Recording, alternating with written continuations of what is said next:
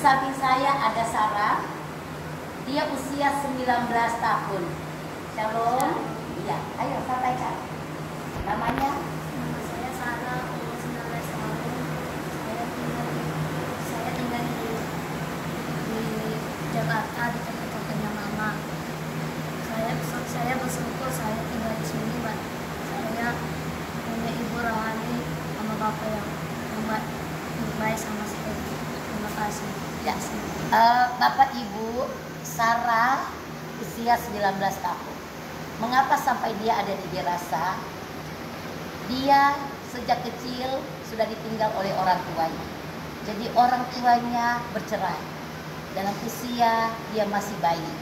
Dan akhirnya dia dipelihara oleh neneknya. Dan singkat cerita dia ada di Jakarta. Nah begitu dia sampai di Jakarta, dia tinggal bersama dengan kakaknya. Tapi apa yang terjadi? Akhirnya dia diperkosa. Oleh siapa, Sarah? Abang iparnya. Jadi suami dari kakaknya. Kakaknya Sarah perempuan. Dan dia diperkosa oleh kakak iparnya. Dan akhirnya dia ditinggalkan begitu saja di tengah jalan. Dia tidak tahu dia mau pergi kemana.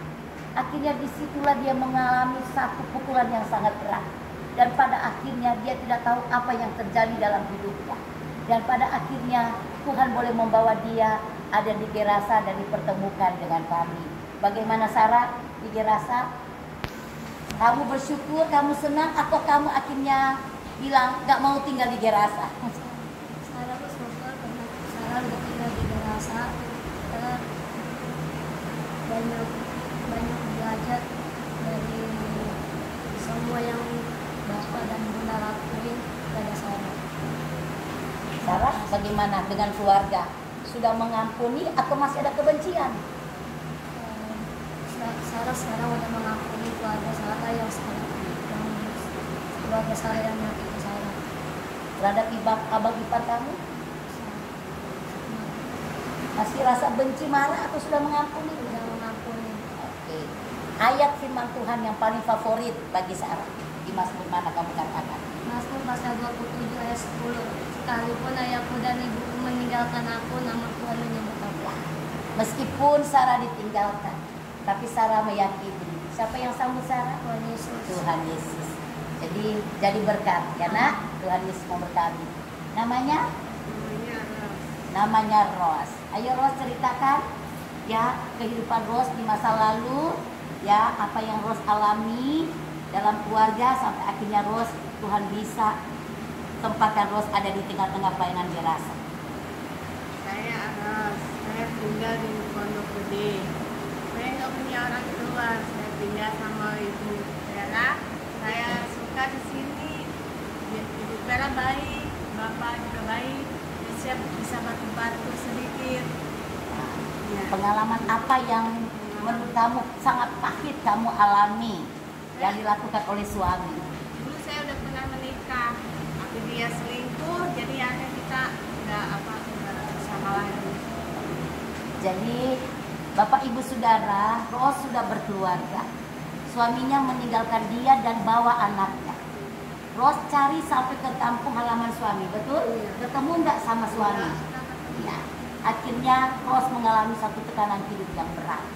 Dan puji Tuhan, Pak Lukas akhirnya bertemu dengan Ros di jalan, betul?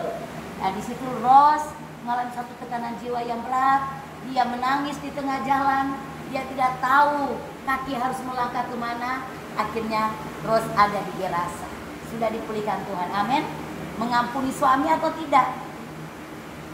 Ya? Mengampuni. Semuanya karena siapa? Semuanya karena Tuhan Yesus. Jadi Bapak Ibu Saudara, wanita-wanita yang ada di Gerasa, mereka mengalami suatu tekanan hidup karena masalah rumah tangga. Ya, kebanyakan dari mereka sudah bersuami, sudah punya keluarga. Suami pergi meninggalkan mereka, suami selingkuh, hidup dengan perempuan lain, akhirnya jiwa mereka tertekan. Tapi saya sangat bersyukur kepada Tuhan Yesus. Amin ibu-ibu. Amin. Semoga dipulihkan Tuhan. Amin. Coba angkat tangan. Siapa di sini yang sudah dipulihkan Tuhan? Luar biasa. Ya. Haleluya. Tidak ada masa depan pada masa lalu. Amin. Amin. Yang lalu biarlah berlalu. Sesungguhnya yang baru sudah datang.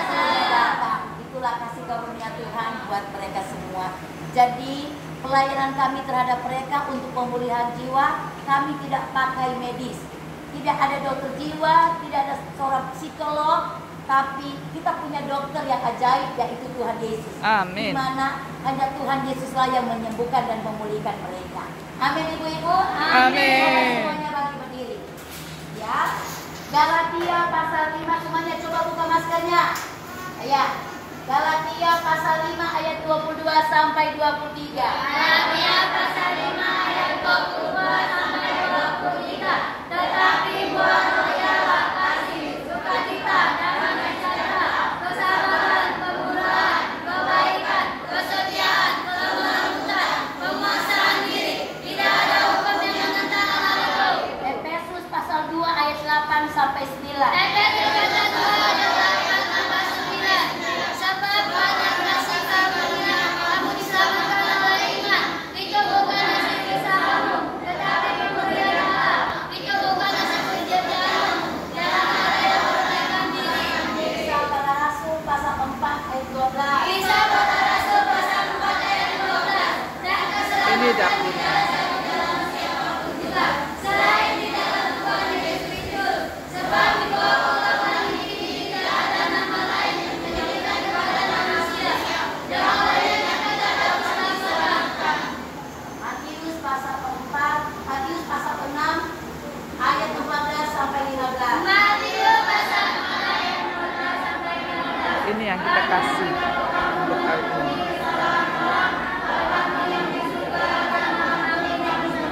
Tetapi jikalau kamu tidak mengampuni orang, apapun yang wajibkan dalam mengampuni. Matius pasal 5 ayat 13 sampai 14.